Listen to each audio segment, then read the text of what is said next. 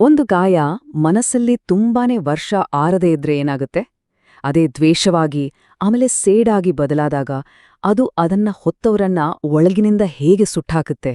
ಬನ್ನಿ, ಇವತ್ತು ನಾವು ನೋಡೋಣ ಸೇಡ್ ತೀರ್ಸ್ಕೊಳ್ಳೋ ಒಂದೇ ಒಂದು ಗುರಿಯಲ್ಲಿ ತನ್ನ ಸರ್ವಸ್ವವನ್ನು ಕಳ್ಕೊಂಡ ಒಬ್ಬ ತಾಯಿಯ ಕಥೆಯನ್ನ. ಈ ಇಡೀ ಕಥೆಯ ಸಾರಾಂಶನೇ ಈ ಒಂದು ಲೈನ್ ಅಂತ ಹೇಳ್ಬೋದು. ಸೇಡು ಅನ್ನೋದು ನಮ್ಮ ನೋವಿಗೆ ಮದ್ದು, ಅದ್ರಿಂದ ನಮ್ಗೆ ಸಮಾಧಾನ ಸಿಗುತ್ತೆ ಅನ್ನೋದು ಒಂದು ಸುಂದರವಾದ ಭ್ರಮೆ ಅಷ್ಟೆ. ಆದ್ರೆ ನಿಜವಾಗ್ಲೂ ಏನಾಗುತ್ತೆ ಅಂದ್ರೆ ಅದು ನಮ್ಮೊಳಗಿರೋ ಬೆಳಕನ್ನೇ ಆರಿಸಿ ನಮ್ಮನ್ನ ಒಂದು ಶಾಶ್ವತವಾದ ಕತ್ತಲಿಗೆ ತಳ್ಳಿಬಿಡುತ್ತೆ. ಈ ಕಥೆಯ ಮುಖ್ಯ ಪಾತ್ರಧಾರಿಗಳು ಅಂದ್ರೆ ಕುಸುಮ್ ಶರ್ಮಾ ಮತ್ತು ಅವಳ ಕಾಲೇಜ್ ಓದ್ತಾ ಇರೋ ಮಗ ಆರವ್. ಆರವ್ ಚಿಕ್ಕವನಿದ್ದಾಗಿನಿಂದ ಒಂದನ್ನ ಗಮನಿಸ್ತಾ ಇದ್ದ. ಏನಂದ್ರೆ ಅವನ ಅಮ್ಮ ಕುಸುಮ್ ಪ್ರತಿ ರಾತ್ರಿ ಒಂದೇ ಸಮಯಕ್ಕೆ ಯಾರಿಗೂ ಹೇಳ್ದೆ ಮನೆಯಿಂದ ಹೊರಗೆ ಹೋಗ್ತಾ ಇದ್ರು. ಎಲ್ಲಿಗೆ, ಯಾಕೆ? ಈ ಪ್ರಶ್ನೆ ಆರವ್ನನ್ನ ಕಾಡ್ತಾ ಇತ್ತು, ಆದ್ರೆ ಕೇಳೋ ಧೈರ್ಯ ಮಾತ್ರ ಇರ್ಲಿಲ್ಲ. ಒಂದು ದಿನ ಆರವ್ ಅವನ ಫ್ರೆಂಡ್ ನೇಹಾಳನ್ನ ಮನೆಗೆ ಕರ್ಕೊಂಡ್ಬರ್ತಾನೆ. ನೋಡೋಕೆ ತುಂಬಾನೇ ಸಾಮಾನ್ಯವಾದ ಒಂದು ಭೇಟಿಯಲ್ವಾ? ಆದ್ರೆ ಇದೇ ಸಣ್ಣ ಘಟನೆ ಮುಂದೆ ನಡೆಯೋ ಎಲ್ಲಾ ದುರಂತಗಳಿಗೂ ಮುನ್ನುಡಿ ಬರೆಯುತ್ತೆ. ಕುಸುಮ್ ನೇಹಳನ್ನ ನೋಡಿದ ತಕ್ಷಣ ಪ್ರಶ್ನೆಗಳ ಸುರಿಮಳೆನೇ ಶುರು ಮಾಡ್ತಾಳೆ. ಸುಮ್ನೆ ಕೇಳ್ತಾ ಇಲ್ಲ, ಪ್ರತಿಯೊಂದು ಪ್ರಶ್ನೆಯೂ ಉದ್ದೇಶಪೂರ್ವಕವಾಗಿತ್ತು. ನೇಹಾ ಕೊಟ್ಟ ಪ್ರತಿಯೊಂದು ಉತ್ತರವೂ ಕುಸುಮ್ ಒಳಗಿದ್ದ ಸೇಡಿನ ಕಿಡಿಗೆ ತುಪ್ಪ ಸುರಿದ ಹಾಗೆ ಆಗ್ತಿತ್ತು. ಯಾಕೆಂದ್ರೆ ಅವಳ ಹೆಸರು, ಅವಳ ತಂದೆಯ ಹೆಸರು, ಅವರ ಊರು ಎಲ್ಲವೂ ಕುಸುಮ್ನ ದ್ವೇಷಕ್ಕೆ ಕಾರಣವಾಗಿದ್ದ ವ್ಯಕ್ತಿಗೆ ಸಂಬಂಧಿಸಿತ್ತು. ನೇಹಾ ಅದೇ ವ್ಯಕ್ತಿಯ ಮಗಳು ಅಂತ ಖಚಿತವಾದ ತಕ್ಷಣ ಕುಸುಮ್ ತಾನೇ ಸ್ವತಃ ಮಾಡಿದ ಸ್ವೀಟ್ಸ್ ತಂದು ಕೊಡ್ತಾಳೆ. ಇದು ಬರೀ ಸಿಹಿ ಆಗಿರ್ಲಿಲ್ಲ, ಅದು ಅವಳ ಕ್ರೂರ ಸೇಡಿನ ಪ್ಲಾನ್ನ ಮೊದಲ ಹೆಜ್ಜೆ ಆಗಿತ್ತು. ಪಾಪ ಆ ಮುಗ್ಧ ಹುಡುಗಿಗೆ ಇದರ ಬಗ್ಗೆ ಸ್ವಲ್ಪನೂ ಅರಿವಿರ್ಲಿಲ್ಲ. ಸರಿ, ಕುಸುಮ್ ತನ್ನ ಪ್ಲಾನ್ ಶುರು ಮಾಡಿದ್ಲು. ಈಗ ಅದರ ಪರಿಣಾಮಗಳನ್ನ ನೋಡೋ ಸಮಯ. ನೇಹಾಳ ತಾಯಿ ರಿಯಾ ಇದ್ದಕ್ಕಿದ್ದ ಹಾಗೆ ಒಂದು ನಿಗೂಢ ಕಾಯಿಲೆಗೆ ತುತ್ತಾಗ್ತಾರೆ. ನೋಡಿ ಪರಿಸ್ಥಿತಿ ಹೇಗಿತ್ತು ಅಂದ್ರೆ, ಒಂದು ಕಡೆ ಆರವ್ ನೇಹಾ ಅಮ್ಮನಿಗೆ ಹುಷಾರಿಲ್ಲ, ಏನೂ ತಿನ್ನೋಕಾಗ್ತಿಲ್ಲ, ದಿನೇ ದಿನೇ ವೀಕ್ ಆಗ್ತಿದ್ದಾರೆ ಅಂತ ಚಿಂತೆ ಮಾಡ್ತಿದ್ರೆ, ಇನ್ನೊಂದ್ ಕಡೆ ಕುಸುಮ್ ಮುಖದಲ್ಲಿ ಅಯ್ಯೋ ಯಾವುದೇ ಕನಿಕರ ಇರ್ಲಿಲ್ಲ. ಬದಲಿಗೆ ಒಂಥರ ವಿಚಿತ್ರವಾದ ಸಮಾಧಾನ, ಸಂತೋಷ ಕಾಣ್ತಾ ಇತ್ತು. ತನ್ನ ಸೇಡು ಕೆಲ್ಸ ಮಾಡ್ತಿದೆ ಅನ್ನೋ ಒಂದು ವಿಕೃತ ಖುಷಿ ಅದು. ಇದ್ರಿಂದಲೇ ಗೊತ್ತಾಗತ್ತೆ ಈ ಕಾಯಿಲೆ ಹಿಂದೆ ಇರೋದು ಕುಸುಮ್ ಅಂತ. ಅಮ್ಮನ ಈ ವರ್ತನೆಯಿಂದ ಆರವ್ಗೆ ಅನುಮಾನ ಶುರುವಾಗತ್ತೆ. ಅವನು ಅವಳ ರೂಮ್ ಚೆಕ್ ಮಾಡಿದಾಗ ಅವನ್ಗೆ ಶಾಕ್ ಆಗತ್ತೆ. ಅಲ್ಲಿ ನೇಹಾ ಅಂತ ಬರ್ತಿದ್ದ ಒಂದು ಲೋಟ ನೀರು, ಒಂದು ಪ್ಯಾಕೆಟ್ನಲ್ಲಿ ಸ್ವಲ್ಪ ಕೂದ್ಲು, ಮತ್ತೆ ರಿಯಾ ಅಂತ ಬರ್ತಿದ್ದ ಒಂದು ಕರುವಸ್ತ್ರ ಇವೆಲ್ಲ ಸಿಗತ್ತೆ. ಮಾಟ ಮಂತ್ರಕ್ಕೆ ಬಳಸೋ ವಸ್ತುಗಳು. ತನ್ನ ತಾಯಿಯೇ ಈ ಘೋರ ಕೆಲಸ ಮಾಡ್ತಿದ್ದಾಳೆ ಅಂತ ಗೊತ್ತಾದಾಗ ಅವನು ಸತ್ಯವನ್ನ ಎದುರಿಸಲೇಬೇಕು ಅಂತ ನಿರ್ಧರಿಸ್ತಾನೆ. ಆರವ್ ನೇರವಾಗಿ ಹೋಗಿ ಕೇಳಿದಾಗ ಕುಸುಮ್ ಸ್ವಲ್ಪನೂ ಪಶ್ಚಾತ್ತಾಪ ಇಲ್ಲದೆ ಒಪ್ಕೊಂಡ್ಬಿಡ್ತಾಳೆ.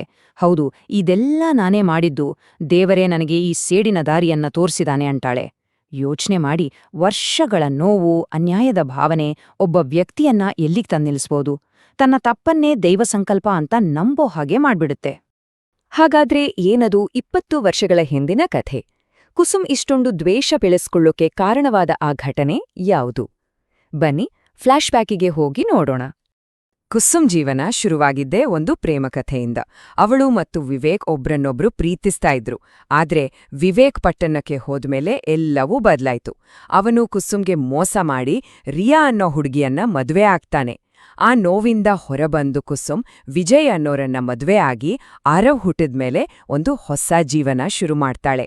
ಆದ್ರೆ ವಿಧಿ ಅವಳನ್ನ ಅಲ್ಲೂ ಬಿಡ್ಲಿಲ್ಲ. ಅವಳ ಗಂಡ ಒಂದು ಫ್ಯಾಕ್ಟ್ರಿ ಅಪಘಾತದಲ್ಲಿ ತೀರೋಗ್ತಾನೆ.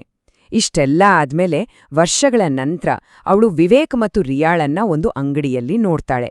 ವಿವೇಕ್ ಅವಳನ್ನ ಗುರ್ತಿಡಿಯೋದೂ ಇಲ್ಲ. ಆ ಒಂದು ಕ್ಷಣ ಅವಳೊಳಗಿದ್ದ ದ್ವೇಷದ ಬೀಜ ಸೇಡಿನ ಜ್ವಾಲೆಯಾಗಿ ಉರಿಯೋಕೆ ಶುರುವಾಗತ್ತೆ. ಸರಿ, ಈಗ ಪ್ರೆಸೆಂಟ್ಗೆ ವಾಪಸ್ ಬರೋಣ. ತನ್ನ ಜೀವನದ ಕಂಟ್ರೋಲ್ ಪೂರ್ತಿ ತಪ್ಪಿ ಹೋಗಿದೆ ಅಂತ ಭಾವಿಸಿದ್ದ ಕುಸುಮ್ ಸೇಡಿನ ಮೂಲಕ ಅದನ್ನ ವಾಪಸ್ ಪಡ್ಕೋಬೇಕು ಅಂತ ಒಂದು ಭಯಾನಕ ಪ್ಲಾನ್ ಮಾಡ್ತಾಳೆ. ಆ ಪ್ಲಾನ್ ಹೇಗಿತ್ತು ಅಂತ ನೋಡೋಣ. ಇದು ಸುಮ್ನೆ ಕೋಪ್ತಲ್ ಮಾಡಿದ ಕೆಲಸ ಆಗಿರ್ಲಿಲ್ಲ. ಇದು ತುಂಬಾನೇ ಪಕ್ಕಾ ಲೆಕ್ಕಾಚಾರ ಹಾಕಿ ಮಾಡಿದ ಒಂದು ಯುದ್ಧ. ಮೊದಲನೇ ಹಂತ, ಮಾಟಮಂತ್ರ ಮಾಡಿದ ಸಿಹಿ ಕೊಟ್ಟು ರಿಯಾನ ಅನಾರೋಗ್ಯಕ್ಕೆ ತಳ್ಳೋದು. ಎರಡನೇ ಹಂತ, ವಶೀಕರಣ ಮಂತ್ರ ಬಳಸಿ ನೇಹಾ ತನ್ನ ಮಗ ಆರವ್ನನ್ನ ಪ್ರೀತಿಸೋ ಹಾಗೆ ಮಾಡೋದು. ಮೂರನೇ ಹಂತ, ರಿಯಾ ಕಾಯಿಲೆಯನ್ನ ಇನ್ನಷ್ಟು ಜಾಸ್ತಿ ಮಾಡಿ ಆ ಪ್ರೇಮಿಗಳ ನಡುವೆ ದೂರ ಸೃಷ್ಟಿಸೋದು. ಮತ್ತು ಕೊನೆಯ 4ನೇ ಹಂತ, ಮೊದಲು ರಿಯಾ, ಆಮೇಲೆ ನೇಹಾ, ಕೊನೆಗೆ ವಿವೇಕ್, ಹೀಗೆ ಎಲ್ಲರನ್ನೂ ಮಾನಸಿಕವಾಗಿ ಮುರ್ದಾಕೋದು. ಕುಸುಮ್ ಪ್ಲಾನ್ನ ಮೊದಲ ಭಾಗ ಯಶಸ್ವಿಯಾಯಿತು. ಅವಳ ಮಾಟಮಂತ್ರಕ್ಕೆ ರಿಯಾ ಬಲಿಯಾದಳು. ಅದಾದ ತಕ್ಷಣವೇ ಅಮ್ಮನನ್ನ ಕಳ್ಕೊಂಡು ದುಃಖದಲ್ಲಿದ್ದ ನೇಹಾಳ್ನ ಮನೆಗೆ ಕರೀತಾಳೆ ಕುಸುಮ್. ಅಲ್ಲೇ ಅವಳಿಗೆ ಕೊನೆಯ ವಿಷದ ಊಟವನ್ನ ಬಡಿಸ್ತಾಳೆ. ಅಬ್ಬಾ, ತನ್ನ ಮಗನೇ ಪ್ರೀತಿಸ್ತಿದ್ದ ಹುಡುಗಿಯಂತಾನು ನೋಡ್ದೆ ಅವಳನ್ನ ಕೊಲ್ಲೋವಷ್ಟು ಕ್ರೂರವಾಗಿತ್ತು ಅವಳ ಸೇಡು. ಸರಿ, ಕುಸುಮ್ ಅನ್ಕೊಂಡ ಹಾಗೆ ಸೇಡು ತೀರಿಸ್ಕೊಂಡ್ಲು. ಹಾಗಾದ್ರೆ ಅವಳು ಗೆದ್ಲಾ? ಅಥವಾ ಆ ಗೆಲುವು ಬರೀ ಒಂದು ಭ್ರಮೆನಾ?